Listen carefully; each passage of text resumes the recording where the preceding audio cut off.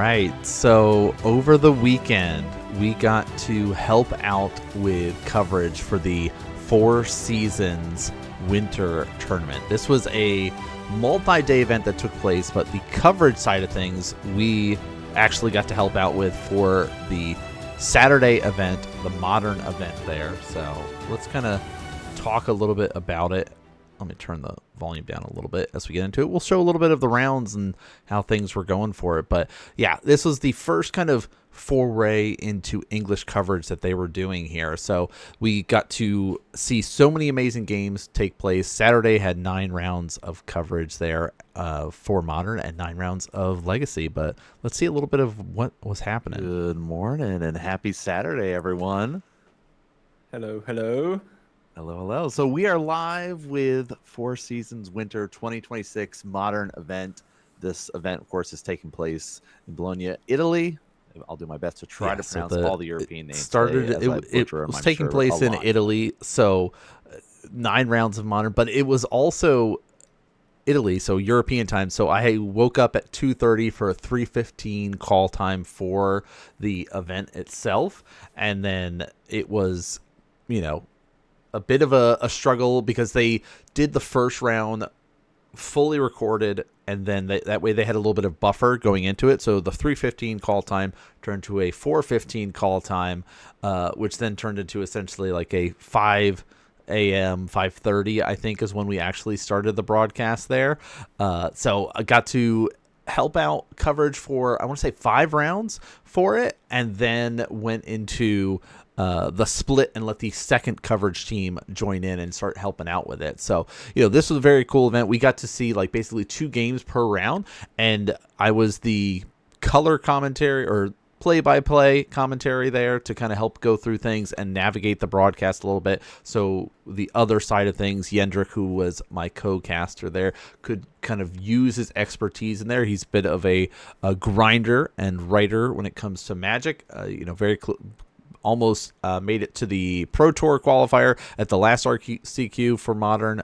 So, definitely knowledgeable and experienced when it comes to the competitive side of things. So we'll keep interjecting in throughout the video and stuff like that, so you guys can kind of see a little bit more about what the whole tournament was like, because we had an amazing crew. The Impact Gaming crew was on site running all of the cameras and helping us communicate and do all of that side of things. So it was a ton of fun to be able to be there and help out with coverage, and I didn't even have to leave the comfort of my home, right? I got to be here and do all that stuff. So let's see what the first round and everything has to say for us, right? Round 1, we've got a couple of different decks that we're going to be featuring. It looks like we might be jumping in and starting out with some of those top meta decks. What do we got to start with here?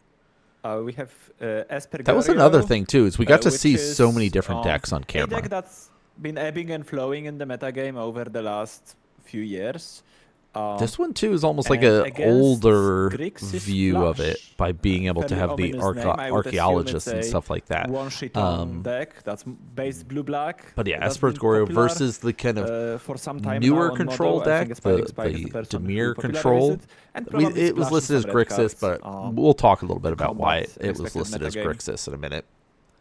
Nice. So, what makes players pick up an Esper Goryos as opposed to some of the other reanimation strategies that might exist in Modern? What's the big powerhouses that they're looking for in Goryos? Okay, so definitely there are some cards that all the reanimator decks Great question. play. Great question. No, really, I'm just because there are the Oculus and other reanimator stuff. It's basically trying to be highlight Gristlebrand and Atraxa with that sort of question that I was trying to go for there. So it's also just a formidable tool on its own.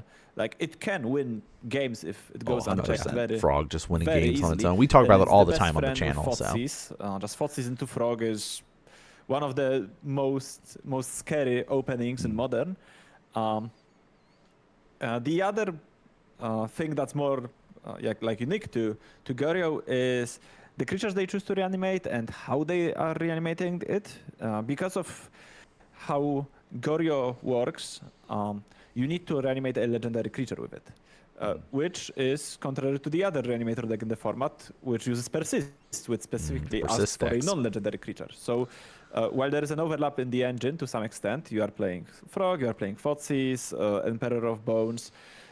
In this deck, you are opting to reanimate Atraxa, first and foremost, and then you have some supporting cast of Griselbrand and Ulamog that mostly rounds out the reanimation suite. So you have now, I don't know, like, one of the things that was maybe a little different was the fact that we spent a bit of time going through and talking about decks, but it's also like, because it was from the VODs, we had that flexibility to sit there and try to provide as much knowledge to the players and viewers as possible, as like going through and talking about things, which, you know, if this was a live broadcast, we wouldn't have as much time. We would also spend that time talking about and breaking down the decks in the actual broadcast itself. But this time we didn't have to do that. We could just sit here and go through. And yeah, now we're talking about why this is listed as Grixis is because of Meltdown there. But it is the Wang Shi Tong, just Dimir Flash. It's a control-y deck that I'm basically playing on my opponent's turn. This deck is mostly looking to play on your opponent's turn. There is some some tap out elements, very, very small tap out element with the one Kaito.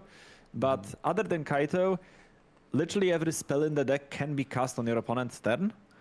So you're looking to control the game early on. You have efficient interaction in Spell Pierce and Fatal Push, as well as pitch cards. And then in the mid game, or mid to late game, you want to take over with Consult the Star Shots and Snapcaster Mage, as well as Wang Shi Tong, which is the new-ish addition to the deck.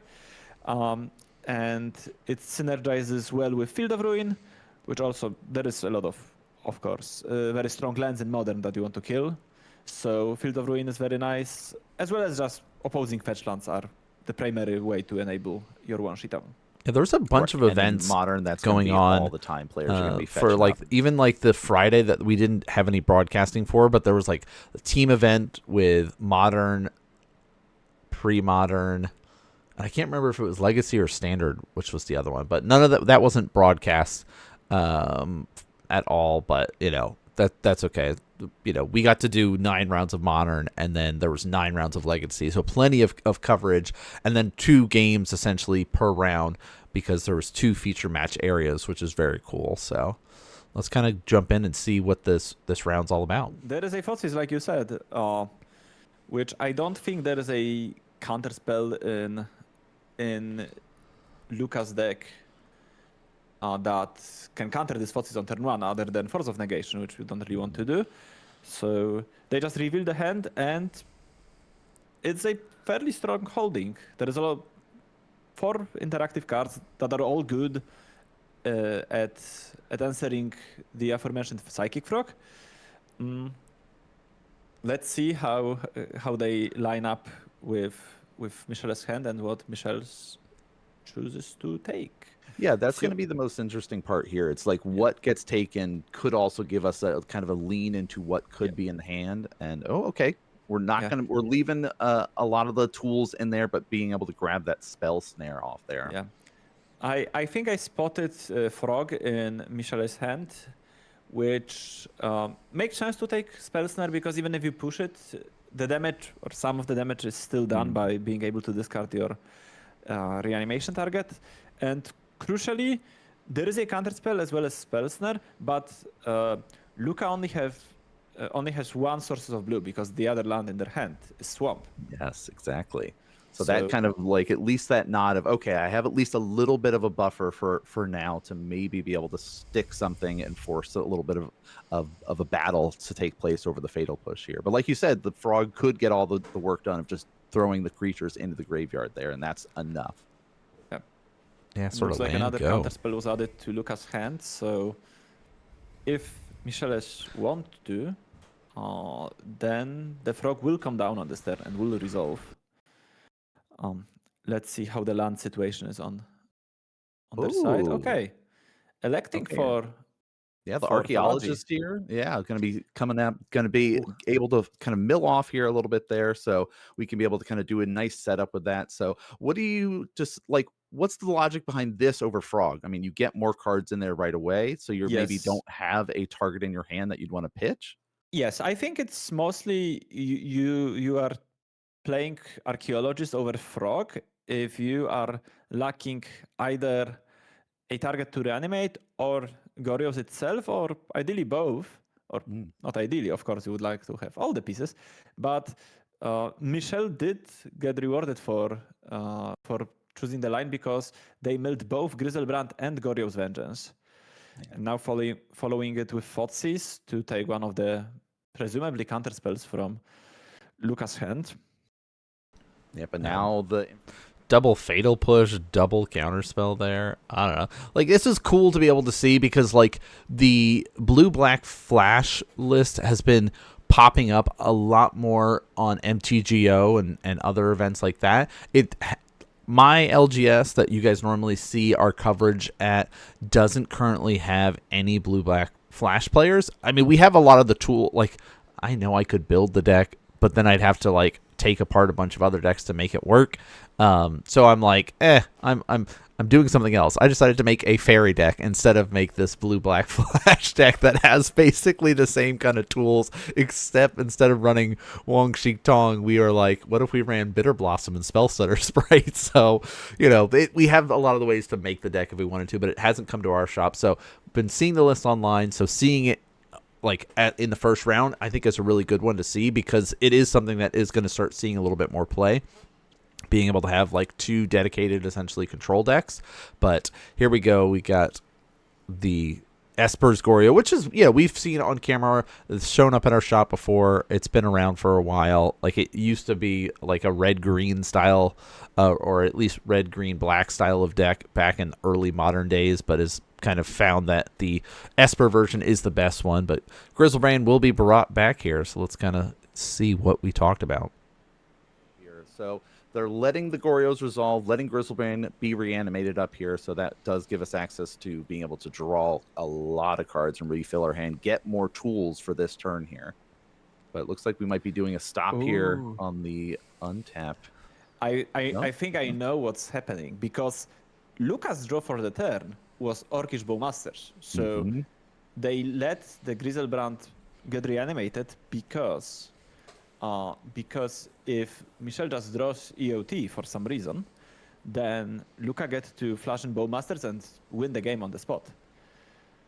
Right, a nice little gotcha moment, as looks like what Luca's trying to go for here. And yeah, he's like, okay, I'd like to try to draw. Well, we're going to flash in that Bowmaster. But, there is at least some responses we could be able to do. I see a Solitude sitting here as a potential to be able to kind of flash that in. Yeah. So we do have a nice little wizard battle about to take place. Yeah. There is no white card in Michel's hand, so they will draw 7 cards, and Orcish Bowmaster will trigger 7 times. And then Solitude can take care of Bowmasters, but at this point the damage is sort of done.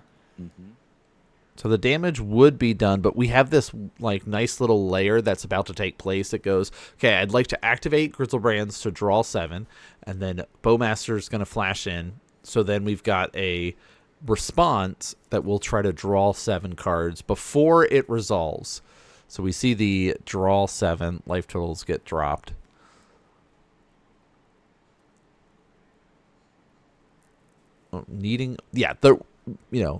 Michel's looking for white cards to be able to pitch, but gets a whole grip full here. So, but we're going to be seeing, because this is all like in combat, this is happening, but it's like a weird window here.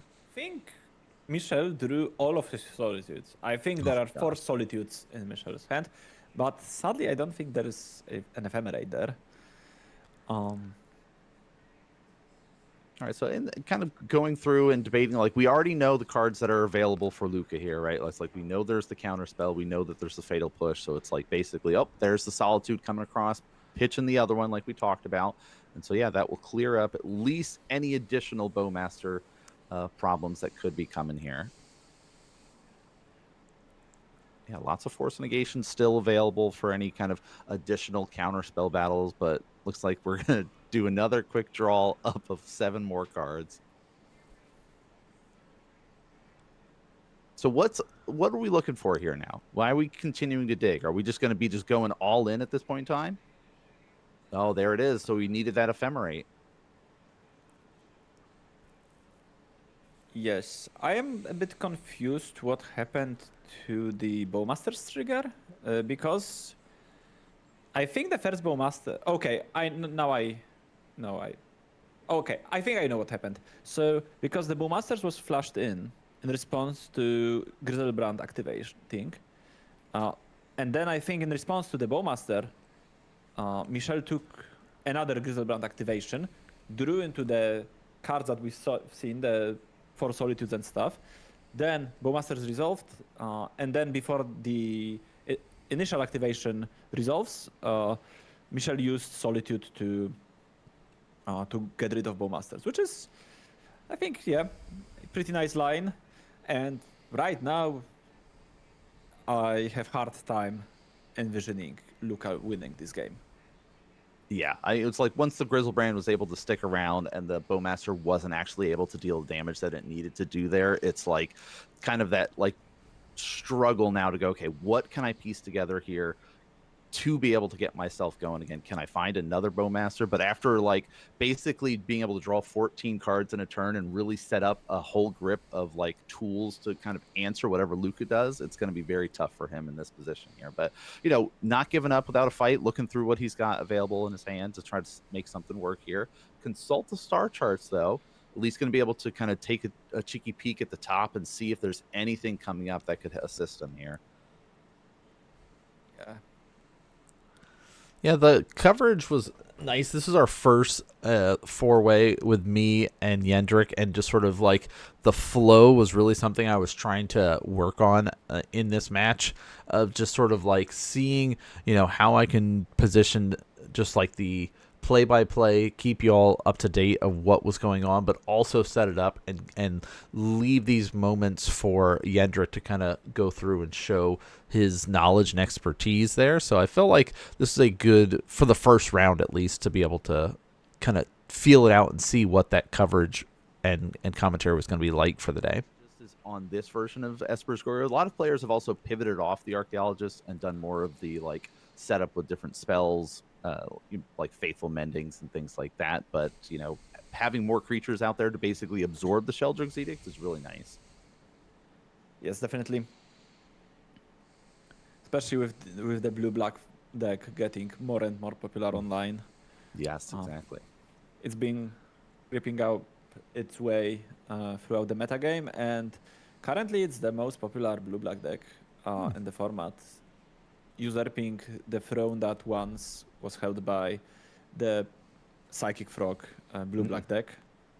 Either splashing a color or not, either playing Oculus or not, basically ever since. Yeah, like we had like the Murktide list that were basically the top of the meta, or Oculus were top of the meta as the blue-black color pool. But now we're seeing, you know, you don't have to play Oculus, you don't have to do the reanimation stuff, you don't have to do Murktide, you can just sort of go tap out and flash in and do stuff like this.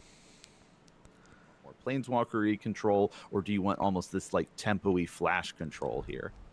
Yes, it's a nice variety. All right, so fetching up, getting the Watery Grave here again. I like that the players are playing it out and trying to get as much information about what cards are in each other's deck, because that does help when we get into like sideboarding mode and like game 2 and stuff here, as they kind of are working through this matchup. And yeah, we do see the push trying to get used here. Force negation going to come down, and we'll kind of do that little battle over it. Not going to let that frog die here.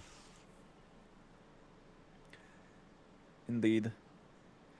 But I do think we are presented with. Yeah, there's the scoop up, because like you see the cards in hand there of like setting aside, going, okay, let's, you know, you're at 10, I'm sending the Griselbrand your way for 7, and I have a frog, so I can start pitching and basically kill you this turn here. So We're interrupting our gameplay to let you know about our new affiliate with NerdGear. nerdgear.gg/nanman will take you directly to the website, and as you can see, they've got a bunch of awesome gaming accessories from playmats, life counters with the life tracks, playmat holders, and more. So make sure you do some browsing on the site, find some goodies, and then use the code NGNanman for 5% off your entire order. But let's get back to our gameplay.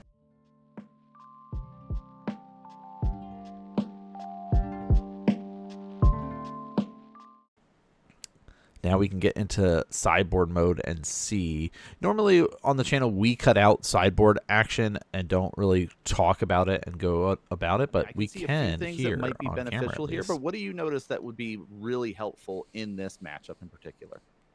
I think that the scariest card for any blue deck is Mystical Dispute, especially Mystical Dispute. for such a heavy blue deck as the blue-black flash deck, because a lot of blue-ish decks in the format, the blink decks mostly, don't really play that many blue cards. They are mostly splashing for Riddlers and maintaining like white X core of the deck. But blue-black Riddler's doing so well in the format. With most of their spells, especially post-board in this matchup, I think will be blue. So that's excellent, as well as Teferi, which is a card that might be tricky to resolve because it's a 3-mana sorcery speed card against a deck full of cheap counter magic, and I assume that we'll see a bunch of disputes in Lucas' sideboard as well in a second. But once Teferi sticks, there are Sheoldred Edicts to kill it, but it is definitely a card that's very problematic once it gets on the battlefield. So I would assume that these 5 cards will be bring in. And then probably some removal spells will be cut. Prismatic Ending doesn't sound that great. Yeah. And maybe some of the secondary monsters like Ulamog or maybe like another removal spell. Like you don't need to be that fast in this matchup. Right. I think you want to be a bit more interactive. That makes sense. Kind of streamline your game plan with a little bit of backup and protection set up there. I like that. So we get to see a little bit of access here to the blue-black, or at least Grixis flash deck here. A little bit, like you mentioned, the disputes are in here, of course, in the board as well. But are there any other tools that you feel like would be beneficial, like consigns or anything like that, to kind of maybe answer like a Solitude or stuff? Or is that too much of like overboarding? I think that's overboarding, yeah. I think that was a good insight on your part, because the problem with, one of the advantage, I guess, not the problem for blue-black when facing Goryo is that you can't really cut all the small ball removal from your deck like you would naturally do against combo deck, because you need to be able to kill Psychic Frog. So I think the easiest cut is Kaito. That's just not what we are about in this matchup. Don't want to tap out on your own turn at all. And then we have to kill. Then we have to cut 2 more cards. I think with free Spell Snare, free Dispute, you can cut 1 Fatal Push if you're feeling like it. Choices I think are Bowmasters, which can be good from time to time, but mostly if they are drawing a lot of cards, then they will find an answer to Bowmasters, like we just saw. Yeah, I will say, like, one of the nice things about doing the event and having that co-commentator is these sort of like ebb and flow back and forth, like have a conversation and try to set up this sort of dialogue that can be able to answer those questions for the viewers at home of like, hey, sideboarding can be very challenging. Overboarding is a key thing that we should be able to highlight. So if I highlight a card that people would say this could be beneficial, like we can kind of lead that conversation along to kind of help set you all up as viewers here. But now we're getting into the game number 2 here in this round 1 to be able to showcase with at least a vision of what's going on in the hand here. And it looks like we do have confirmation about how many players are playing in the main event today. So there are 274 players playing for Modern today, which is always great to see, and a nice variety of decks. And we're going to be trying to showcase as many different decks as possible today, because we got 9 rounds of coverage for all these players here. But yeah, that's a great turnout. Yeah, exactly. Especially since Modern isn't like at the forefront of organized play right now, with this round of RCs being standard. Correct. And there is an RC next week in Europe. So you would think maybe a lot of people are getting ready for that, but yeah, good turnout. Like what I want to say, what is it? April is our shift till Modern RCQ. Yes. I think 2nd of April. I think is the first day of the new season, something like that. Beginning of the April. March is very busy for. It's a good time to be a Magic player in Europe. We get 4Seasons this week. Then there is RC next weekend, and in 3 weeks we have Poppergeddon. Popper is an amazing format, one of my favorites right now, and universally loved in Italy. I went to the last 2 Poppergeddons. They were both over 1,000 people. Oh my gosh, playing that's Popper. awesome. So I'm very excited to travel to Italy for the next few weeks. I already went to Bologna last week as well. So I'm basically half Italian right now. Yeah, especially with all these traveling you're doing. That's great. Yeah, hearing about like the Poppergeddon event and like 1,000 people really just kind of makes me think of like, you know, the 2015 era of Modern, where back when the GP circuit was around and we traveled to GP Richmond. I want to say maybe that was like 2014 or 2012 or something like that. But the event was so large, they had so many people attend it that they broke it up into multiple GPs.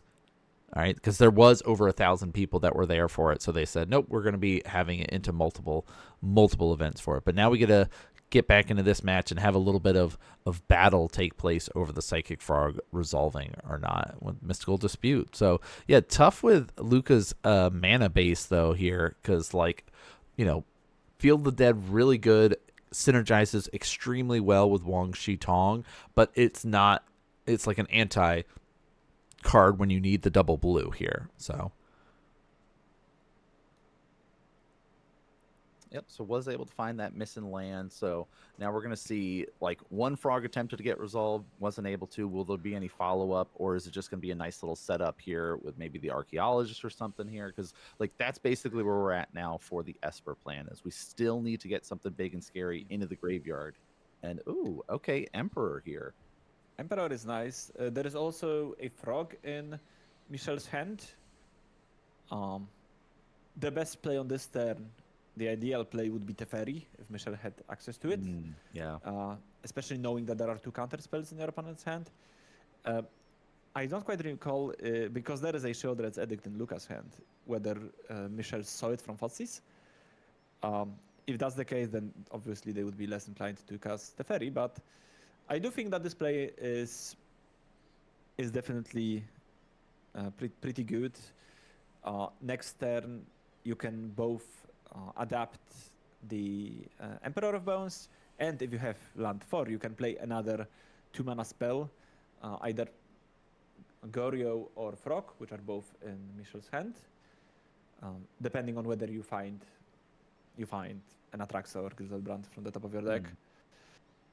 And I mean, Surveillance, we talk about Surveillance all the time on the channel. We talk about them at our LGS, but like seeing more than one show up in a lot of decks is great. Like a lot of people were, when they first were announced, like I know it was an easy to be like in the Goryos deck or a graveyard focused deck. Like I've played them in Living End and things like that. And be like, oh my gosh, this is amazing. If you guys watched our Dredge video recently where we had Phoenix Dredge, and I'm like pitching this like creeping chill off the top and just doing the drain and gain for 3. So like there's a lot of cool things you could do with Surveillance, that it's like how many you want to run. And on some of my 3-color lists, I'm running like 3 different Surveillance in there because of how good they are. But we're seeing easy, even the 2-color list, you're like, yeah, I'll run 2 of them, no problem. gives me the information.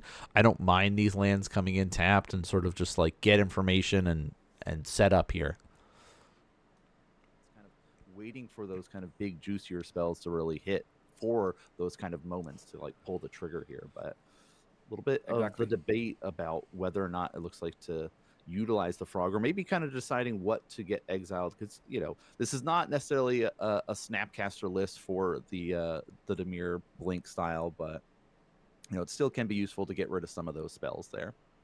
Well, there are 2 snapcasters in Luca's deck, so there's definitely a bit of value at exiling those.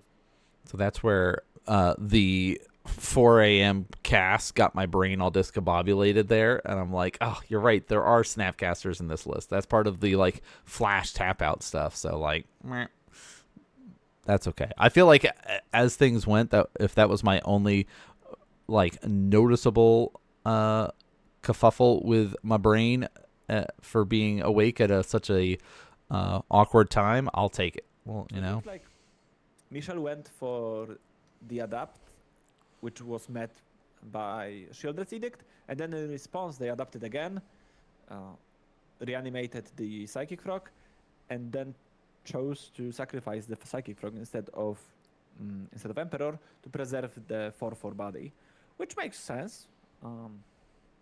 Like Luca is at 14, will take few more points of damage with Shocklands and Fetchlands, so it is a nice clock, especially given that Michel knows that Luca has 2 counterspells in hand, so being able to present a board presence when there are counterspells at the ready, that's pretty nice.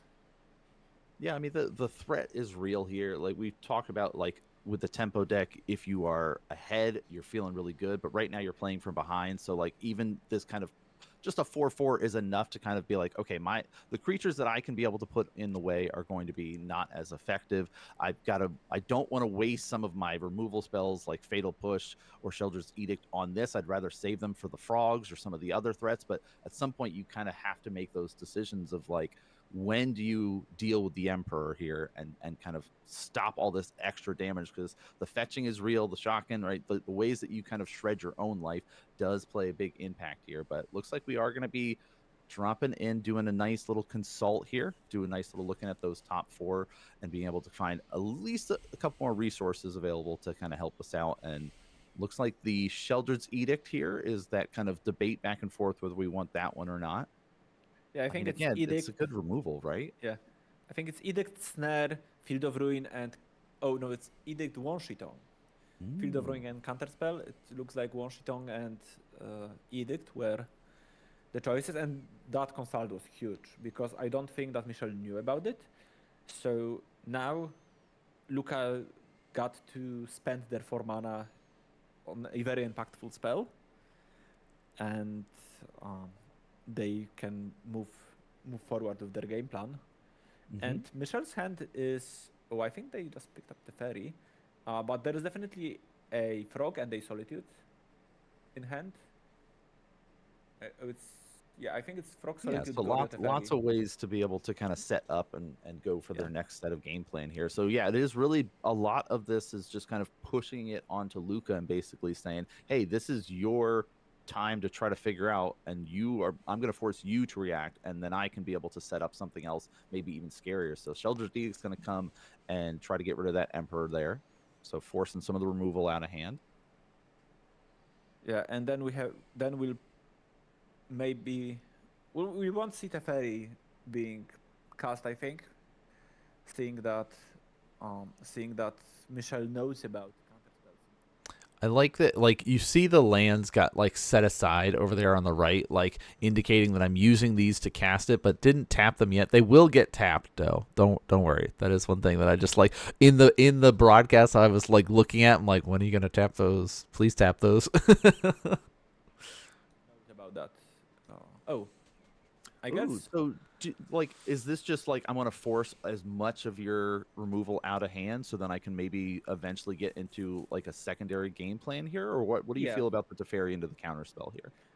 I think that's reasonable to take this line sometimes. Right now, makes some sense, but I think I would wait for one more turn, because at this point, if you cast Teferi, then Luca will counterspell with 2 mana. That's all they have, and they get to spend their mana efficiently. If you pass and you try to do this next turn, maybe you draw a 4Seasons to pick a hole in Luca's hand before, or even if you don't pick 4Seasons, next turn if Luca doesn't play land, they have 5 lands, and you playing Teferi is forcing them to use counterspell, which means they only have 3 mana left, which if they draw like another consult, or they took consult from the first consult, now they can't play consult, and they don't get to use their mana as well.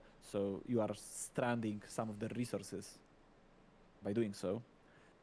I like that. And then our Surveil land was able to pitch that Ulamog. So now we finally have a big, scary threat in the graveyard here. But yeah, also a very heads-up play, I think, from Michel was fetching when Luca was tapped out to play around Wonshitong with their fetch land, which is something that I think people are getting pretty used to right now, because Wonshitong has been in the format for quite some time.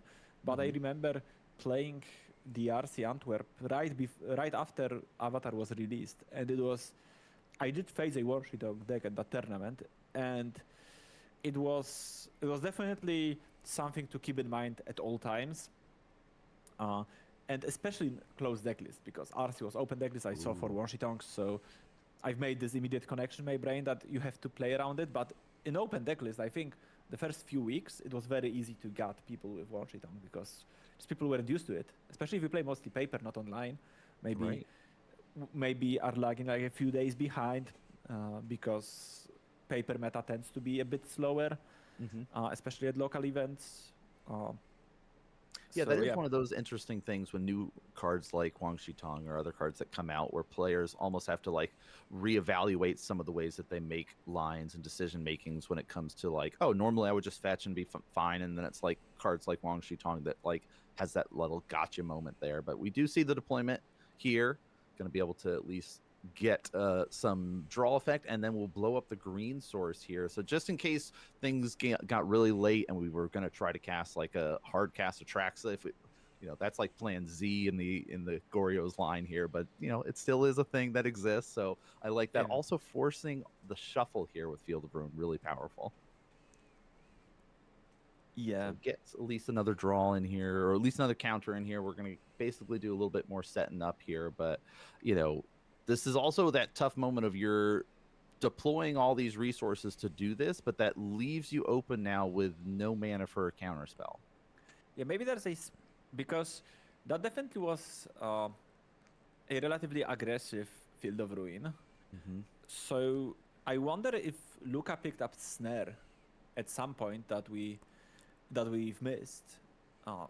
I don't think that Goryo is known information for Luca.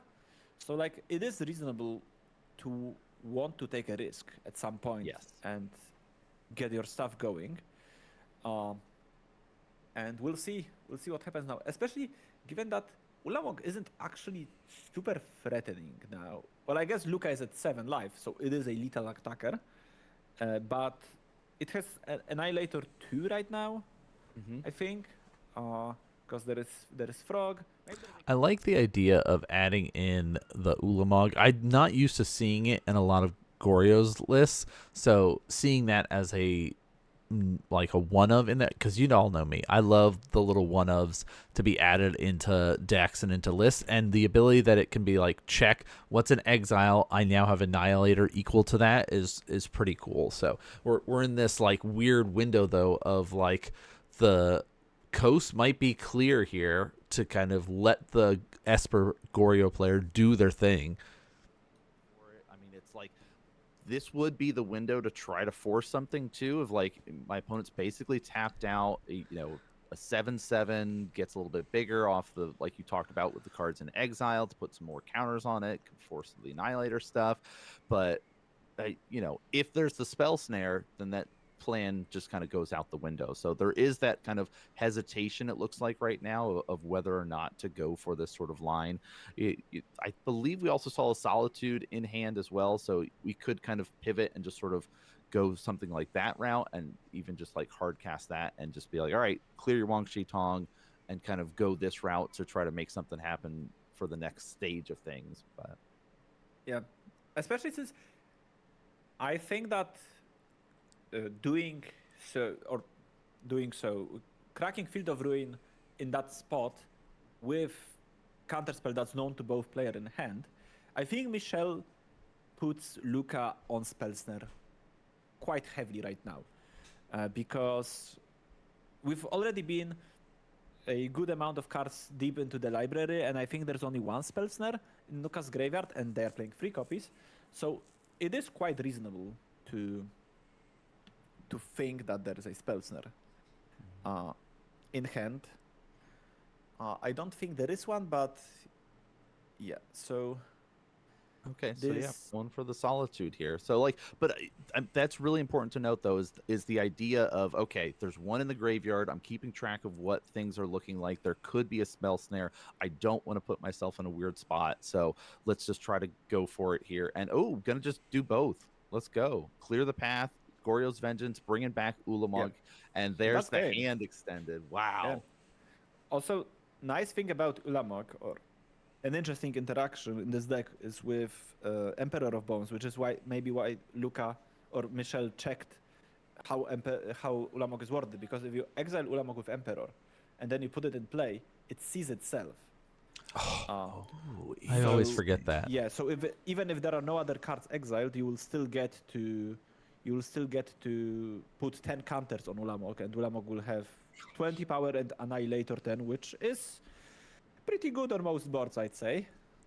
I would say I would not want to be facing that there. So that was the first match that we got to see. The Goryos stuff is cool. Like, I don't feel like the showcasing the tempo was like a bad showcasing, but I feel like you made a good point in that is like, it's hard to, when you're playing from behind, to like do those little catch-up moments. It feels really good and really powerful when you're playing ahead, but it was like definitely one of those moments where you're like, okay, I'm struggling to kind of keep up with the power level that Goryos is throwing at me there. So we do have a second feature match which we will not be showing off right now. We'll have to show you guys. Here's a little preview of what you can expect coming up, because there's some energy that we'll be showing. So we'll keep showing you some of the stuff that happened from the tournament. I had a ton of fun being able to cast it up, so I thought it would be good to do almost like this post-commentary review of what's happening, as well as have the stuff in the background so we can kind of go through the matches in case you missed them live, because I know they were early for us East Coasters here. So hope you guys enjoyed this one, but that's going to do it for us here today. Thanks so much for tuning and watching, and I'll see you all next game.